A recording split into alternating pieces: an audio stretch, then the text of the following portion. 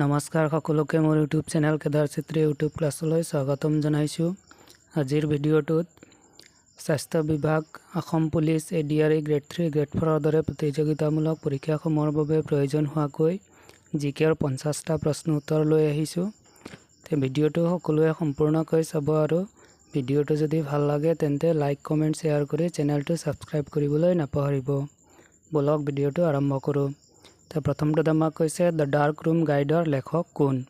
আমাৰ the dark room গাইডৰ লেখক কোন বুলি কৈছে। আমাক অপশ্যনবিলাক দিয়া আছে ৰবীন্দ্ৰনাথ ঠাকুৰ, R.K. নাৰায়ণ, বংকিম চন্দ্ৰ চট্টোপাধ্যায় আৰু শূদ্ৰক। ইয়াৰ ভিতৰত আমাৰ শুদ্ধ অপশ্যনটো হ'ব অপশ্যন B, R.K. নাৰায়ণ। নেক্সটত আছে পঞ্চতন্ত্ৰ নামৰ জনপ্ৰিয় আৰু প্ৰখ্যাত সাধুকথাৰ সংকলনটি কোনে ৰচনা কৰিছিল। আমাৰ পঞ্চতন্ত্ৰ নামৰ যিখন সাধুকথাৰ সংকলনটি আছিল এইটো কোনে ৰচনা কৰিছিল সুধিছে। অপশ্যনবিলাক দিয়া আছে তুলসী দাস, মেঘা, বিষ্ণু শৰ্মা আৰু কালিদাস। আমাৰ যিটো পঞ্চতন্ত্ৰ নামৰ সাধুকথাৰ সংকলনটি আছিল এইটো কোনে লিখিছিল, বিষ্ণু শৰ্মাই। অপশ্যন চিটো শুদ্ধ হ'ব। নেক্সটত আছে ৰাচনা বৰুৱা কাৰ ছদ্মনাম। মানে কোনজন কবিৰ ছদ্মনামটো আমাৰ ৰাচনা বৰুৱা সুধিছে। ৰাচনা বৰুৱা আমাৰ কাৰ ছদ্মনাম আছিল, বিৰিঞ্চি কুমাৰ বৰুৱাৰ। অপশ্যন চিটো শুদ্ধ হ'ব। নেক্সটত আছে কবিতা পুথি গল্ডেন থ্ৰেছল্ডৰ লেখক কোন। যিটো আমাৰ গল্ডেন থ্ৰেছল্ড নামৰ কবিতা পুথি আছিল তাৰ লেখক কোন সুধিছে। আমাৰ অপশ্যনবিলাক দিয়া আছে অৰুণা আছফ আলী, এনি বেচান্ত, সৰোজিনী নাইডু, বিজয়লক্ষ্মী পণ্ডিত। যিটো আমাৰ গল্ডেন থ্ৰেছল্ড নামৰ কিতাপখন আছিল কবিতা পুথিখন, তাৰ লিখকটো আছিল আমাৰ কোন, সৰোজিনী নাইডু। অপশ্যন চিটো শুদ্ধ হ'ব। নেক্সটত আছে কুমাৰ সম্ভৱ নামৰ মহাকাব্যিক ৰচয়িতা কোন। মানে কোনে কুমাৰ সম্ভৱ নামৰ কিতাপখন লিখিছিল আমাক সুধিছে। গতিকে আমাৰ কুমাৰ সম্ভৱ নামৰ কিতাপখন লিখিছিল কোনে, কালিদাসে। অপশ্যন ডিটো শুদ্ধ হ'ব। নেক্সটত আছে সত্যমেৱ জয়তে বাক্যাংশ কোনখন উপনিষদৰ পৰা লোৱা হৈছে। যিটো আমাৰ সত্যমেৱ জয়তে এইটো আমাৰ কোনখন উপনিষদৰ পৰা লোৱা হৈছে সুধিছে। ইয়াৰ শুদ্ধ অপশ্যনটো হ'ব অপশ্যন বি, মুণ্ডক উপনিষদৰ পৰা সত্যমেৱ জয়তে বাক্যাংশটো লোৱা হৈছিল। নেক্সটত আছে খজুৰাহো নৃত্য উৎসৱ কোনখন ৰাজ্যৰ নৃত্য উৎসৱ। মানে কোনখন ৰাজ্যত আমাৰ খজুৰাহো নৃত্যটো পালন কৰা হয় আমাক সুধিছে। ইয়াৰ আমাৰ শুদ্ধ অপশ্যনটো হ'ব খজুৰাহো নৃত্য উৎসৱটো আমাৰ ক'ত পালন কৰা হয়, মধ্যপ্ৰদেশ। অপশ্যন চিটো শুদ্ধ হ'ব। নেক্সটত আছে অস্কাৰ বঁটা লাভ কৰা প্ৰথম ভাৰতীয় ব্যক্তি কোন আছিল। আমাৰ কোনে প্ৰথমে অস্কাৰ বঁটা লাভ কৰিছিল ভাৰতীয় ব্যক্তি, তেওঁৰ নামটো সুধিছে। তেওঁ আছিল আমাৰ কোন, ভানু আথাইয়া। অপশ্যন চিটো শুদ্ধ হ'ব। নেক্সটত আছে কিমান বছৰ বয়সত উচ্চতম ন্যায়ালয়ৰ ন্যায়াধীশসকলে অৱসৰ গ্ৰহণ কৰে। উচ্চতম ন্যায়ালয়ৰ ন্যায়াধীশসকলে কিমান বছৰ বয়সত অৱসৰ গ্ৰহণ কৰে সুধিছে। ইয়াৰ আমাৰ শুদ্ধ অপশ্যনটো হ'ব অপশ্যন এ, 65 বছৰ বয়সত অৱসৰ গ্ৰহণ কৰে। নেক্সটত আছে ভাৰতৰ প্ৰথম মুখ্য ন্যায়াধীশ কোন আছিল। আমাৰ প্ৰথম মুখ্য ন্যায়াধীশ ভাৰতৰ কোন আছিল আমাক সুধিছে। ইয়াৰ আমাৰ শুদ্ধ অপশ্যনটো হ'ব অপশ্যন বি, H.J. কানিয়া। মানে হীৰালাল জেকিচন্দ দাস কানিয়া। H.J. কানিয়াৰ সম্পূৰ্ণ নামটো হ'ল হীৰালাল জেকিচন্দ দাস কানিয়া। নেক্সটত আছে লোকসভাৰ প্ৰথম অধিৱেশন কেতিয়া অনুষ্ঠিত হৈছিল। তোমাৰ লোকসভাৰ প্ৰথম অধিৱেশনটো কেতিয়া অনুষ্ঠিত হৈছিল সুধিছে। ইয়াৰ শুদ্ধ অপশ্যনটো হ'ব অপশ্যন চি, 13 মে 1952 চনত লোকসভাৰ প্ৰথম অধিৱেশনটো অনুষ্ঠিত হৈছিল।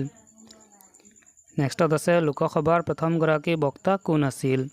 আমাৰ লোকসভাৰ প্ৰথমগৰাকী বক্তা কোন আছিল আমাক সুধিছে। তেওঁ হ'ল G.B. মাভালাংকাৰ। অপশ্যন এইটো শুদ্ধ হ'ব। নেক্সটত আছে ভাৰতৰ আটাইতকৈ পুৰণি উচ্চ ন্যায়ালয়খনৰ নাম কি। ভাৰতৰ উচ্চ ন্যায়ালয়সমূহৰ ভিতৰত আটাইতকৈ পুৰণি উচ্চতম উচ্চ ন্যায়ালয় কোনখন আমাক সুধিছে। ভাৰতৰ আটাইতকৈ পুৰণি উচ্চ ন্যায়ালয়খন হ'ল আমাৰ কি, কলিকতা উচ্চ ন্যায়ালয়। অপশ্যন এইটো শুদ্ধ হ'ব। নেক্সটত আছে ভাৰতীয় জাতীয় কংগ্ৰেছৰ প্ৰথম সভাপতি কোন আছিল। ভাৰতীয় জাতীয় কংগ্ৰেছৰ আমাৰ প্ৰথম সভাপতি কোন আছিল, W.C. বেনাৰ্জী। মানে উমেশ চন্দ্ৰ বেনাৰ্জী। অপশ্যন ডিটো শুদ্ধ হ'ব। নেক্সটত ভাৰতত ৰাষ্ট্ৰপতি হোৱাৰ আগতে কোনে ভাৰত ৰত্ন বঁটা লাভ কৰিছিল। মানে ৰাষ্ট্ৰপতি হোৱাৰ আগতে কোনে ভাৰত ৰত্ন বঁটাটো লাভ কৰিছিল তেওঁক সুধিছে। তেওঁ আছিল কোন, ডক্টৰ জাকিৰ হুছেইন। অপশ্যন এইটো শুদ্ধ হ'ব। নেক্সটত আছে এনভাইৰনমেণ্ট শব্দটো কোন ভাষাৰ পৰা আহিছে। যিটো আমাৰ এনভাইৰনমেণ্ট আছে এইটো আমাৰ কোন ভাষাৰ পৰা আহিছে সুধিছে। ইয়াৰ আমাৰ শুদ্ধ অপশ্যনটো হ'ব অপশ্যন চি ফৰাচী ভাষাৰ পৰা আহিছে অপশ্যন চিটো শুদ্ধ হ'ব নেক্সটত আছে বায়ুমণ্ডলত অক্সিজেনৰ শতকৰা পৰিমাণ কিমান তে বায়ুমণ্ডলত আমাৰ অক্সিজেনৰ পৰিমাণ কিমান থাকে ঘটিছে তেওঁৰ শুদ্ধ অপশ্যনটো হ'ব অপশ্যন এ 20.95%। নেক্সটত আছে সৌৰজগতৰ সেউজীয়া গ্ৰহটোৰ নাম কি তে সৌৰজগতত আমাৰ যিবিলাক গ্ৰহ আছে তাৰ ভিতৰত কোনটো গ্ৰহক সেউজীয়া গ্ৰহ বুলি জনা যায় তে সেইটো হ'ল আমাৰ কি অপশ্যন বি ইউৰেনাছ নেক্সটত আছে গিদ্দা আৰু ভাংৰা কোন ৰাজ্যৰ নৃত্য যেটো আমাৰ গিদ্দা আৰু ভাংৰা আছে এটো আমাৰ কোন ৰাজ্যৰ নৃত্য খুদিছে তেৰ আমাৰ শুদ্ধ অপশ্যনটো হ'ব অপশ্যন এ পাঞ্জাব নেক্সটত আছে মাউণ্ট এভাৰেষ্ট আৰোহণ কৰা প্ৰথম অসমীয়া কোন কোনজন অসমীয়াই প্ৰথমে মাউণ্ট এভাৰেষ্ট আৰোহণ কৰিছিল আমাক সুধিছে তে তেওঁ আছিল কোন তৰুণ শইকীয়া অপশ্যন বিটো শুদ্ধ হ'ব নেক্সটত আছে ৰাষ্ট্ৰসংঘৰ মুখ্য কাৰ্যালয় ক'ত অৱস্থিত তে আমাৰ ৰাষ্ট্ৰসংঘৰ মুখ্য কাৰ্যালয়টো ক'ত অৱস্থিত সুধিছে ইয়াৰ শুদ্ধ অপশ্যনটো হ'ব অপশ্যন এ নিউয়ৰ্ক নেক্সটত আছে গদাধৰ সিংহৰ আহোম নাম কি আছিল তে গদাধৰ সিংহৰ যিজন আছিল তেওঁৰ আহোম নামটো কি আছিল আমাক সুধিছে তে গদাধৰ সিংহৰ আহোম নামটো আছিল আমাৰ কি সুপাতফা অপশ্যন এটো শুদ্ধ হ'ব নেক্সটত আছে কেতিয়াৰ পৰা স্বচ্ছ ভাৰত অভিযান আৰম্ভ হৈছিল তে যেটো আমাৰ স্বচ্ছ ভাৰত অভিযান আছিল এটো কেতিয়াৰ পৰা আৰম্ভ হৈছিল সুধিছে তে স্বচ্ছ ভাৰত অভিযানটো আৰম্ভ হৈছিল কেতিয়া 2 অক্টোবৰ 2014 চনত নেক্সটত আছে কিমান চনৰ পৰা অৰ্জুন বঁটা আৰম্ভ হৈছিল যেটো আমাৰ অৰ্জুন বঁটা আছে এটো কিমান চনৰ পৰা আৰম্ভ হৈছিল সুধিছে তে প্ৰথম অৰ্জুন বঁটাটো কেতিয়া দিয়া হৈছিল 1961 চনৰ পৰা আৰম্ভ হৈছিল অৰ্জুন বঁটা নেক্সটত আছে অসমীয়া ভাষাৰ আলোচনীৰ জোনাকীৰ প্ৰথম সম্পাদক কোন আছিল তে অসমীয়া ভাষাৰ আলোচনী যেটো জোনাকী আছিল তাৰ প্ৰথম সম্পাদক কোন আছিল সুধিছে ইয়াৰ শুদ্ধ অপশ্যনটো হ'ব অপশ্যন এ চন্দ্ৰকুমাৰ আগৰৱালা নেক্সটত আছে দাণ্ডি যাত্ৰাত অংশগ্ৰহণ কৰা অসমৰ ব্যক্তিগৰাকীৰ নাম কি আছিল যেটো আমাৰ মহাত্মা গান্ধীৰ দাণ্ডি যাত্ৰা যেটো আছিল তাত ভাগ লোৱা অসমৰ একমাত্ৰ ব্যক্তিগৰাকী কোন আছিল তে তেওঁ আছিল আমাৰ কোন লীলাধৰ বৰুৱা অপশ্যন বিটো শুদ্ধ হ'ব নেক্সটত আছে বিশ্ব স্বাস্থ্য সংস্থাৰ মুখ্য কাৰ্যালয় ক'ত অৱস্থিত যেটো আমাৰ বিশ্ব স্বাস্থ্য সংস্থা আছে ৱৰ্ল্ড হেলথ অৰ্গেনাইজেশ্যন তাৰ মুখ্য কাৰ্যালয়টো মানে WHO ৰ মুখ্য কাৰ্যালয় ক'ত অৱস্থিত সুধিছে তে আমাৰ WHO মুখ্য কাৰ্যালয় ক'ত অৱস্থিত জেনেভাত অৱস্থিত অপশ্যন চিটো শুদ্ধ হ'ব নেক্সটত আছে হৰ্ষচৰিত নামৰ গ্ৰন্থখনৰ লেখক কোন আছিল যেটো আমাৰ হৰ্ষচৰিত নামৰ গ্ৰন্থখন আছিল তাক কোনে লিখিছিল আমাক সুধিছে তে হৰ্ষচৰিত নামৰ গ্ৰন্থখনৰ লেখক আছিল কোন বাণভট্ট অপশ্যন এটো শুদ্ধ হ'ব নেক্সটত আছে মৌৰ্য বংশৰ শেষ শাসক কোন আছিল তে মৌৰ্য বংশৰ একেবাৰে শেষৰজন শাসক কোন আছিল সুধিছে তে মৌৰ্য বংশৰ একেবাৰে শেষৰজন শাসক আছিল কোন বৃহদ্ৰথ অপশ্যন চিটো শুদ্ধ হ'ব নেক্সটত আছে ৱাকাৰ কাপ কোনটো খেলৰ লগত জড়িত যেটো আমাৰ ৱাকাৰ কাপ আছে এটো কোনটো খেলৰ লগত জড়িত সুধিছে অপশ্যনবিলাক দিয়া আছে ক্ৰিকেট ফুটবল হকি আৰু গল্ফ তে আমাৰ ৱাকাৰ কাপ খেলটো আমাৰ কোনটো খেলৰ লগত জড়িত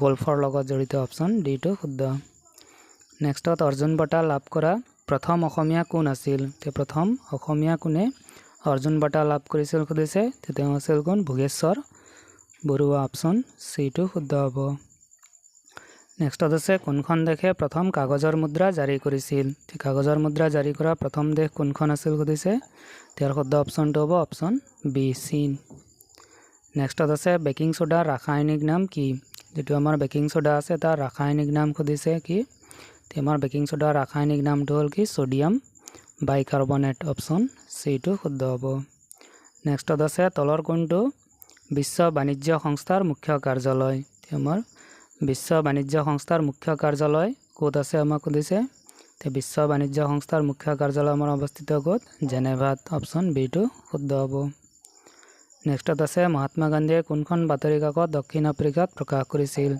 তে দক্ষিণ আফ্ৰিকাত মহাত্মা গান্ধীয়ে প্ৰকাশ কৰা বাতৰি কাকতখনৰ নাম কি সুধিছে তে এইটো আছিল আমাৰ কি ইণ্ডিয়ান অপিনিয়ন অপশ্যন বিটো শুদ্ধ হ'ব নেক্সটত আছে ভাৰতত প্ৰতি বছৰে কিমান তাৰিখে সংবিধান দিৱস পালন কৰা হয় আমাৰ ভাৰতত প্ৰতি বছৰে কিমান তাৰিখে সংবিধান দিৱসটো পালন কৰা হয় আমাক সুধিছে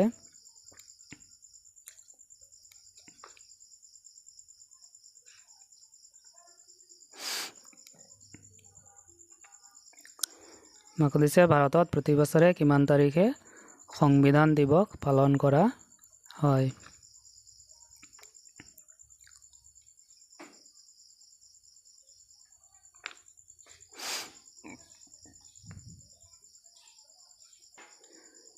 ভাৰতত প্ৰতি বছৰে কিমান তাৰিখে সংবিধান দিৱস পালন কৰা হয় সুধিছিল। ইয়াৰ আমাৰ শুদ্ধ অপশ্যনটো হ'ব অপশ্যন এ 26 নৱেম্বৰ। 26 নৱেম্বৰ তাৰিখে আমাৰ কি হয় সংবিধান দিৱসটো পালন কৰা হয়। তো নেক্সটত আছে আমাৰ অসমৰ স্কটলেণ্ড বুলি কোনখন ঠাইক কোৱা হয়। তো অসমৰ স্কটলেণ্ড বুলি আমাৰ কোনখন ঠাইক কোৱা হয় বুলি কৈছে। ইয়াৰ শুদ্ধ অপশ্যনটো হ'ব অপশ্যন এ হাফলং। নেক্সটত আছে আমাৰ ফুলগুৰিৰ কৃষক বিদ্ৰোহ কিমান চনত হৈছিল। তো কিমান চনত আমাৰ ফুলগুৰিৰ ধাৱা যিটো আছে ফুলগুৰিৰ কৃষক বিদ্ৰোহ হৈছিল আমাক সুধিছে। তো ফুলগুৰিৰ কৃষক বিদ্ৰোহটো হৈছিল আমাৰ কিমান 1861 চনত। অপশ্যন বিটো শুদ্ধ হ'ব। নেক্সটত আছে কোনজন আহোম ৰজাৰ মৃতদেহ প্ৰথমবাৰৰ বাবে দাহ কৰা হৈছিল। আমাৰ কোনজন আহোম ৰজাৰ মৃতদেহ প্ৰথমবাৰৰ বাবে দাহ কৰা হৈছিল বুলি সুধিছে। ইয়াৰ শুদ্ধ অপশ্যনটো হ'ব অপশ্যন চি ৰাজেশ্বৰ সিংহ। নেক্সটত আছে কিমান চনত অসম চুক্তি স্বাক্ষৰিত হৈছিল। আমাৰ অসম চুক্তিটো স্বাক্ষৰিত হৈছিল কেতিয়া 1985 চনত। অপশ্যন এটো শুদ্ধ হ'ব।